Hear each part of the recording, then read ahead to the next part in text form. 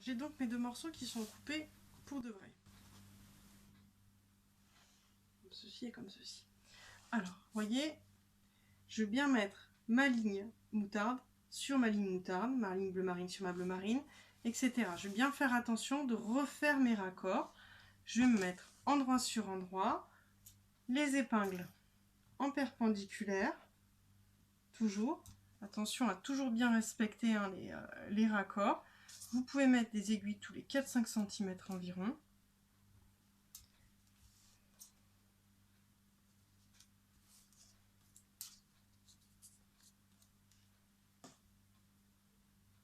Voilà. On part du haut, marche avant, marche arrière. On coud tout le long. Hop, hop, hop, hop, hop. Jusqu'en bas, marche avant, marche arrière. Faites attention au moment où vous cousez, surtout si vous avez des raccords, que le tissu ne se détende pas. Parce que s'il se détendait, eh bien, vos raccords ne seraient plus bons. Voilà, ça c'est des petites choses dont il faut se méfier. Voilà. Ma couture latérale, elle est faite. On la voit là tout le long. Vous voyez que là les raccords, ils sont bons. Tout du long, ça va, c'est joli. Quand c'est fait, vous n'oubliez pas, vous pouvez faire une couture ouverte à ce niveau-là, repasser tout ça, intérieur, puis extérieur. Attention à la matière de ne pas la brûler ou faire à repasser. Si c'est une matière qui vous semble sensible, n'hésitez pas à mettre un petit morceau de coton entre les deux pour ne pas brûler. Si c'est en coton lambda, pas de problème. Et après, on va rassembler les deux et un petit coup de surjeteuse. Alors, on va passer au surjet en fait de votre couture latérale. N'oubliez pas, en général, vos tensions, on les place sur 4. Le bord du tissu, moi j'aime bien qu'il soit un petit peu coupé avec le couteau. Vous vous souvenez, le couteau c'est ça. Donc j'aime bien râper un petit peu pour bien tout remettre à bord.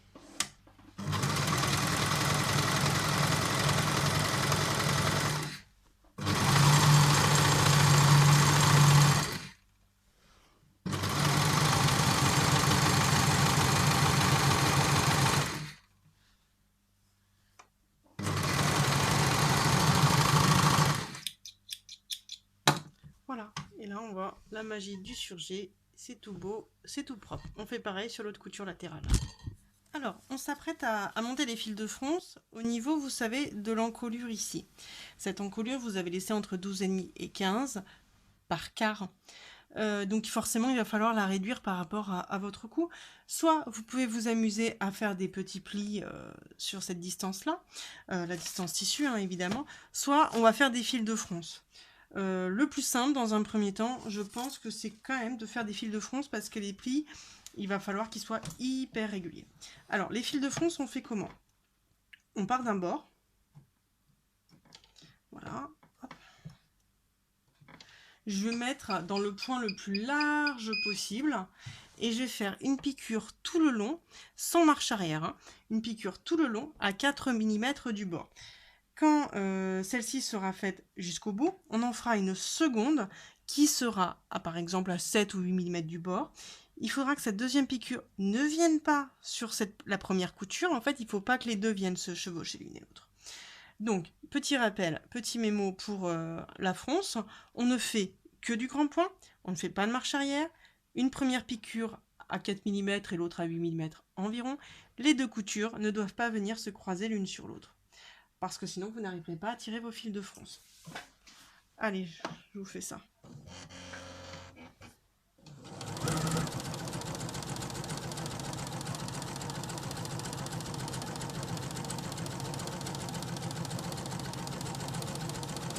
Laissez bien des fils dépassés de chaque côté. Hein. Voilà, hop, je laisse des fils. Et je fais la deuxième. J'essaye de ne pas prendre mes fils du départ, là. Hop, je les écarte.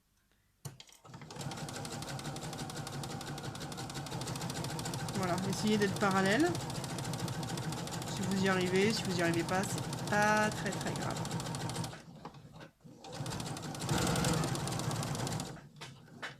Voilà. Hop, on prend, on coupe. Et là, comment est-ce qu'on fait des fils de fronce? Donc là, je vais prendre mes deux fils supérieurs. Donc vous voyez ces fils-là. Hop, clac. Voilà. Je prends ces fils et je vais les tirer délicatement. Voilà. Et vous voyez, en étirant, j'arrive à créer des fronces. Donc, je tire que les fils supérieurs, hein, et je répartis mes fronces.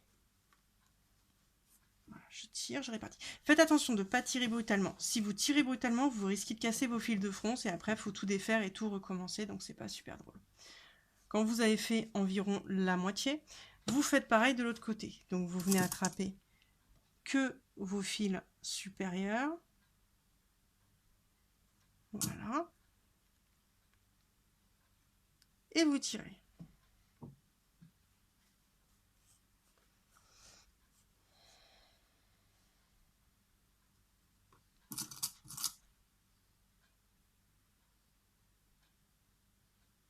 Quand ils s'en mêlent, vous les reprenez. Hop. Voilà. Vous faites ça tout le long. Voilà. Et là, vous obtenez une petite encolure froncée. Alors, je pense que le mieux, c'est tout simplement d'essayer cette encolure sur vous et vous vérifiez si c'est bien ou s'il faut retendre ou détendre. Vous pouvez faire également la même chose, enfin d'ailleurs il faut le faire de suite sur l'encolure d'eau et on passe à l'essayage. Ça faisait longtemps qu'on ne s'était pas vu. Alors, vous regardez, vous voyez, vous mettez le top sur vous et vous regardez comment est-ce qu'il tombe. Est-ce que votre répartition de fronce, elle est jolie? Et est-ce que ce point-là, ça vous va s'il arrive ici, c'est-à-dire pas tout à fait au niveau de la pointe d'épaule, ou est-ce qu'on a tout simplement trop froncé? Moi, je pense que j'ai trop froncé. Donc, je vais venir prendre mes fronces et je vais tout simplement les détendre jusqu'à temps que j'obtienne ce point-là et ce point-là. Mais si ça vous va, pas de souci. C'est juste qu'il faudra prévoir un écart entre là et là au moment où vous allez monter votre encolure. Voilà, moi je vais détendre. À vous de voir de votre côté. Et en même temps, vous pouvez regarder aussi le volume général, voir si ça vous convient ou si vous avez envie de le reprendre, si ça vous semble trop large. Allez, voilà. À de suite. Donc j'ai détendu un petit peu. Et comme j'ai détendu, bah forcément maintenant, mes fronces, elles sont plus réparties. Donc, je sais que cette valeur-là, entre là et là, elle est bonne. Maintenant, je vais mieux répartir mes fronces. Vous voyez, là, j'ai un petit paquet. Et ailleurs, j'ai pas ce petit paquet. Donc, j'essaye de détendre. Et de répartir correctement.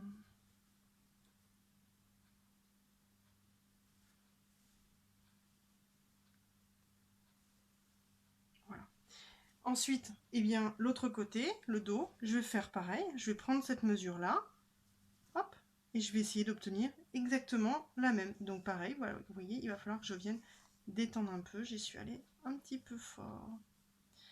Quand vous pensez avoir trouvé le bon équilibre, vous réessayez sur vous pour vérifier, hein, toujours, hein, n'oubliez pas qu'en couture, on essaye régulièrement. Vous essayez, et si ça vous semble bon, alors on peut passer à la suite. Là, vous voyez, hop, là je suis bonne, j'ai les deux côtés qui sont identiques. Ensuite, concernant votre emmanchure, ça c'est la suite. Comme vous n'avez pas une forme d'emmanchure traditionnelle, ce que vous pouvez faire, c'est que vous pouvez tout simplement faire un petit repli, puis un second repli au fer à repasser bien sûr. Hein. Donc un petit repli de 5 mm, je repasse, un deuxième petit repli de 5 mm, je repasse sur toute l'emmanchure, et ensuite on viendra piquer tout le long. Si vous avez envie, on peut faire un biais retourné. Besoin d'une explication sur le biais retourné? Allez, c'est maintenant. Vous avez le plus traditionnel, j'ai envie de dire, qui est celui qui le prend comme ceci, c'est-à-dire qui prend le tissu à cheval. Mais après, vous avez aussi ce montage qui se retourne. Et là, vous ne voyez que à l'intérieur de votre biais, et à l'extérieur, c'est tout joli. Ça, c'est des choses qu'on peut faire qui sont plutôt assez jolies. Comment on fait? Eh bien, on vient tout simplement mettre l'endroit du tissu avec l'endroit du biais déplié. Vous voyez? Comme ceci. Hein? Hop. Donc, endroit du tissu sur endroit du biais. Je vais venir piquer dans ma pliure.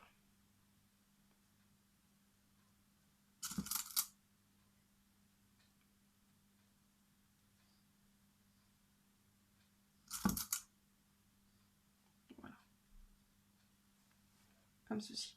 Je viens piquer dans ma pliure et ensuite je n'aurai plus qu'à retourner puis à replier une deuxième fois. comme ça. Et vous piquez de ce côté-là. Alors, si ça fait trop d'épaisseur à ce niveau-là, ce qu'on peut faire, c'est supprimer ce petit centimètre que vous avez entre là et là. Voyez, entre ici et ici. Ça, vous pouvez le couper, ça vous fera moins d'épaisseur. Ce qui fait que votre bord franc sera là. Et vous n'aurez plus qu'à prendre ça, comme ceci, et à retourner, et vous piquez. C'est un biais retourné. C'est plutôt joli, une jolie finition. Si on était sur un biais standard, ce que vous faites, c'est... Je vais mettre de ce côté-là, donc de l'autre côté. C'est de se mettre, alors, l'endroit du biais sur l'envers du tissu. Je me mets comme ceci. Hop. Je vous les mets dans le mauvais sens, exceptionnellement, les épingles, c'est juste pour simuler la couture. Voilà. Et moi, je vais venir piquer à 1 mm de ma pliure. Vous voyez? Vraiment, je viens piquer à 1 mm de ma pliure tout le long. Puis ensuite, je n'aurai plus qu'à retourner et à venir piquer à 1 mm de mon biais.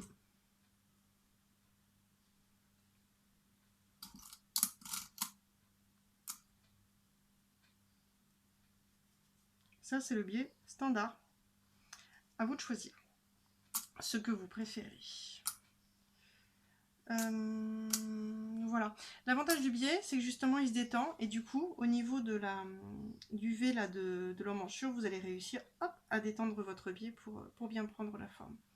Allez, choisissez votre camp. Ourlet, biais retourné, biais visible. À vous de choisir. Alors, j'ai fait mes emmanchures. Donc, moi, j'ai fait 2 petits replis de 5 mm chacun à ce niveau-là. Hop, et je vais piquer. N'oubliez pas, on pique toujours sur l'endroit. On ne pique pas sur l'envers. Si vous avez un tissu qui a tendance à accrocher et pas trop avancer, alors dans ce cas-là, préférez peut-être, essayez peut-être d'agrandir un petit peu le point sur un point de 3. Moi, de toute façon, je cours rarement sur un point 2,5. Alors, je me prends un point de repère pour réussir à bien piquer dedans. Je sens au doigt, en fait, que mon ourlet, il est là. Vraiment, vous voyez, ici. Donc, c'est-à-dire qu'il faut que je vienne piquer là. Donc, j'oriente mon aiguille pour taper dedans et ensuite je garderai toujours ce point de repère là par rapport à mon pied de biche. Vous voyez, le creux le tissu est dans le creux du pied. N'oubliez pas, marche avant et marche arrière. Voilà, et j'essaye de toujours garder bien ce point de repère. Vous pouvez faire une vérification en cours de route, vous voyez là, il n'y a pas de souci, je suis bien. Voilà, vous continuez et vous faites ça sur tout le tour de l'emmanchure. Vos encolures, hop, elles sont piquées, tout est bon. Maintenant, ce qu'on va faire, c'est qu'on va prendre cette bande.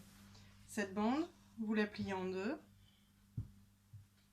hop, comme ceci, et vous allez mettre une épingle ici et ici pour bien montrer quelle est la moitié en fait de cette bande. Quand c'est fait, vous allez regarder si vous préférez que la nouette, en fait, elle soit faite à la droite de votre cou ou à la gauche de votre cou.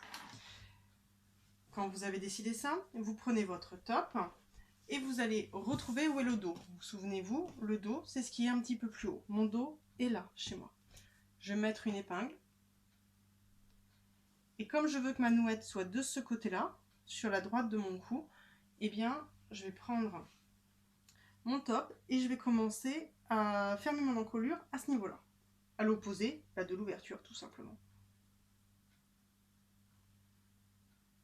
Voilà. Hop. Je vais faire ça et je vais mettre des épingles tout le long.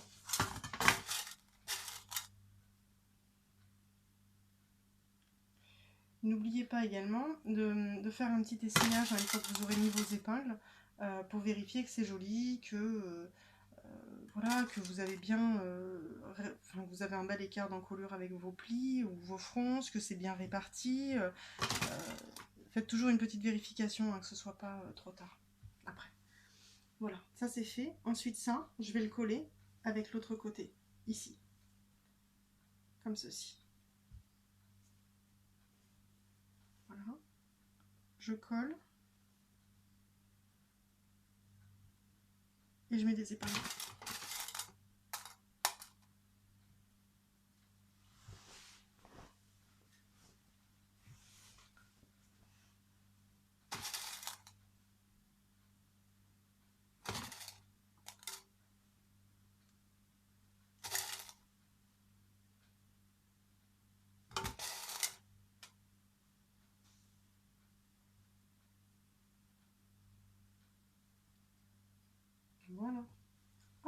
Et ça vous fera ça quand ce sera déplié. Donc c'est plutôt assez joli. Ok? Essayez, on regarde. C'est le moment de l'essayage. Voilà, chez moi ça donne ça. Et bien vous savez quoi? Il y a un truc qui me plaît pas. Il y a un truc qui me plaît pas parce que finalement je trouve que là, vous voyez, ça remonte trop haut et j'aime pas. Et finalement je préférais peut-être que ça descende un peu plus bas et que là, on ait un petit creux qui se forme. Je trouve que ce serait plus joli et c'est un peu ce qui se passe, vous voyez, à ce niveau-là, là. Voilà. Donc je décide et c'est pour ça que c'est vraiment hyper important d'essayer au fur et à mesure parce que en fait le produit va réagir, le tissu va réagir, etc. Et vous allez pouvoir adapter en fonction de votre tissu et de finalement ce que vous aimez avant que ce soit trop tard. Donc moi ce que je vais faire c'est que je vais redéfaire mon encolure, je vais venir refoncer tout ça et ensuite je vais créer un petit écart entre ici et ici. Voilà. Allez, essayage suivant. Donc j'ai réélargi mes fronces. J'ai donné vraiment l'écart entre là et l'arrière. Vous voyez, et je trouve qu'en fait ça tire moins et c'est plus joli. Voilà, donc finalement je vais faire ça. Voilà, donc n'oubliez pas surtout, essayez, ajustez sur vous. Peut-être aussi que vous allez trouver qu'en poitrine il y a trop, ou en bas il y a trop, ou peut-être que justement là ça va tirer ou autre. On n'est pas sur un patron sur mesure, justement, on est sur un patron que j'ai essayé de vous faire pour qu'il soit un petit peu accessible pour tout le monde. Donc du coup, bah, forcément il faut le retravailler en fonction des morphologies des personnes. Voilà, et oui, c'est pas la perfection du patron de base. Allez, on y va, on coule en encolure une fois que vous êtes bonne. J'ai tout épinglé, toute mon encolure, et j'ai plus qu'à coudre ici à 1 cm du bord. Qu'est-ce qu'on fait? Toujours, on réessaye encore une fois. Voilà, donc moi j'ai réessayé, j'ai refait mon encolure, et j'ai également repris un petit peu au niveau de la poitrine. Je trouvais ça un petit peu trop large, et je trouve ça plus joli d'avoir une poitrine un peu plus serrée, un petit peu plus écartée en bas. Voilà, donc n'oubliez pas, essayez, ajustez et on passe au col. Là, on est au niveau du bandeau et là, vous êtes sur votre encolure qui est foncée. Ce qu'on va faire, c'est tout ce col qui va se nouer autour de vous, vous allez le mettre endroit sur endroit et vous allez l'épingler tel quel. L'idée, c'est que nous, on va faire une couture tout ici, tac, tac, tac, tac, tac, qui va s'arrêter au niveau de notre encolure, donc sur ce point-là, puisque moi, mon encolure, elle commence là. Ok, donc en fait ça vous donnera, moi je l'ai déjà fait sur l'autre côté, ça vous donnera ceci. Vous voyez, je suis piquée, là j'ai piqué, paf paf paf, et je me suis arrêtée au niveau de mon point d'encolure.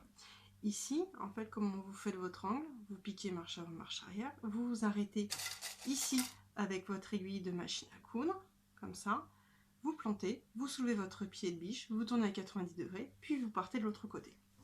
Donc ça, c'est une chose. Ensuite, ce qu'on va faire, quand ça se sera fait, c'est que vous allez venir cranter ici en angle, comme ceci.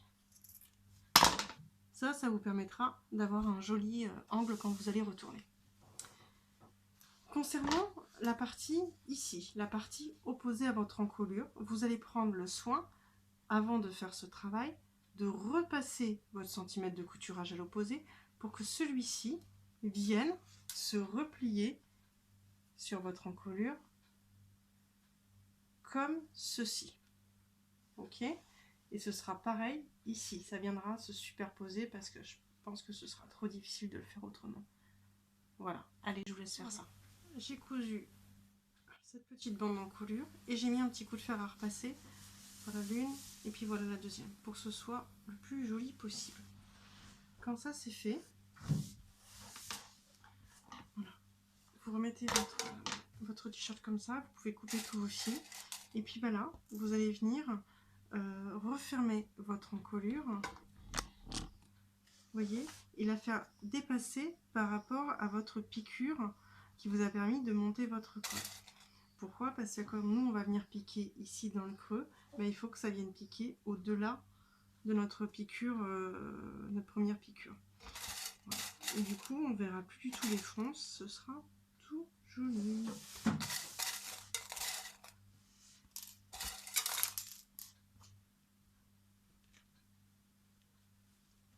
On fait ça tout le long. Et le fait d'avoir repassé votre centimètre de couturage, de l'avoir formé au préalable, bah ça va vous aider. Voilà. Là, cette partie-là, elle est vraiment facile. Parce qu'on voit directement ce qu'on fait.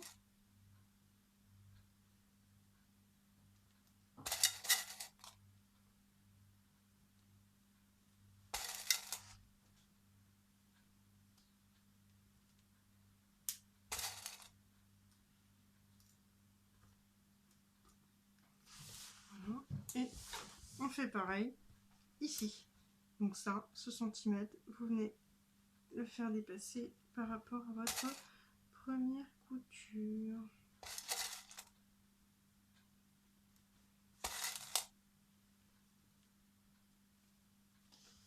Voilà, et votre encolure c'est formé, c'est tout joli.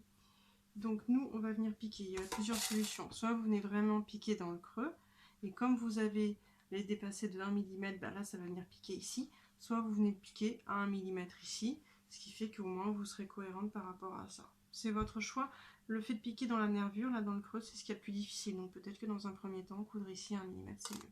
A tout de suite à la piqûre. Alors comme là je vais tomber sur du bleu marine, j'ai changé mes fils en bleu marine. Voilà, je mets du meilleur côté et je vais faire une petite piqûre tout le long. Alors on va partir de là. Je vais mettre en point 3, un pied double entraînement. Je pique, hop, et je tourne.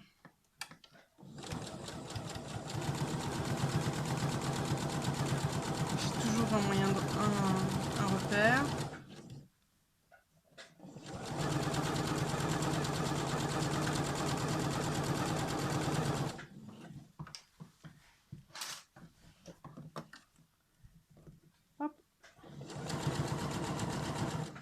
Ça, c'était la partie la plus simple.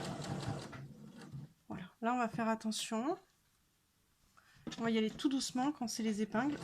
Et on va essayer de les enlever par en dessous pour éviter de casser une aiguille de machine à coudre.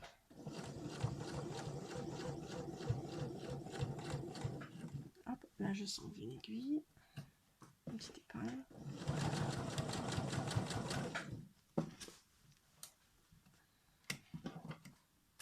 Je l'enlève.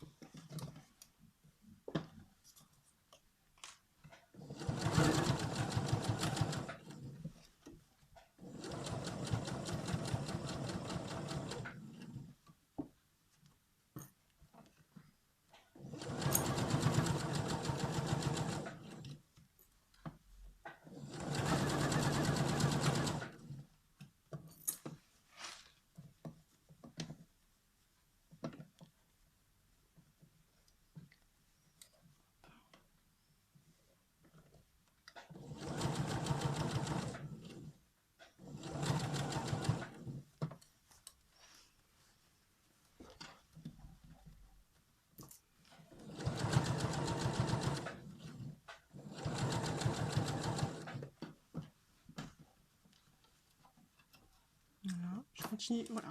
Et vous voyez, je fais ça tout le long, hop, jusqu'à la fin. Qu'est-ce qu'on fait après? Bah, on réessaye, hein. Alors, on vérifie, hop, l'encolure, c'est joli.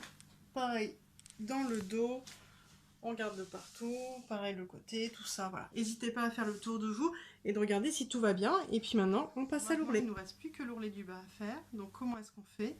On replie une première fois au fer à repasser d'1 centimètre et on repasse.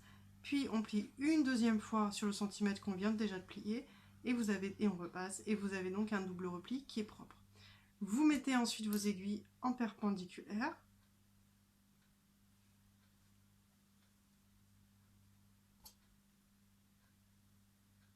Comme ceci. Hop, voilà. Et là, toutes vos aiguilles donc, sont faites et tout votre ourlet doit être fait de cette façon-là. Il n'y a plus qu'à le piquer. Ce qu'on fait, c'est que si c'est un tissu fin, vous pouvez commencer dans la couture, sinon vous commencez à 5 mm de la couture. Ça, c'est pour éviter que ça patine dans votre valeur de couture. Sachant que vous êtes censé avoir fait un petit repli au fer à repasser d'1 centimètre, ça veut dire qu'il faut que vous piquiez à un peu moins d'1 centimètre pour être sûr de bien piquer tout votre tour ourlet. Donc marche avant, marche arrière, et puis c'est parti. Vous respectez bien le repère que vous avez pris au point de départ. N'oubliez pas d'enlever vos épingles au fur et à mesure pour éviter de casser votre aiguille de machine à coudre. Et puis on y va, on fait tout le tour. Et quand vous revenez au point de départ, eh bien vous faites une marche avant et une marche arrière. Et là, vous pouvez vérifier aussi au début que ce soit joli et que votre piqûre soit belle et bien faite. Et voilà, tout est fini. L'encolure, les emmanchures, hop, et le bas.